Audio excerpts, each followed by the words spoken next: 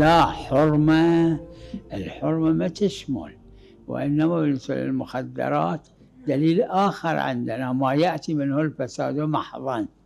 المخدرات اللي مو مائعة بالأصالة خاصة مو نجسة، أما الاستفادة منها لا يجوز إلا بمقدار الضرورة للعلاج، للأمراض، للأوجاع، أما أكثر من ذلك لا يجوز للدليل آخر ما يأتي منه الفساد محضاً، مو دليل الخمر يشمل، لا.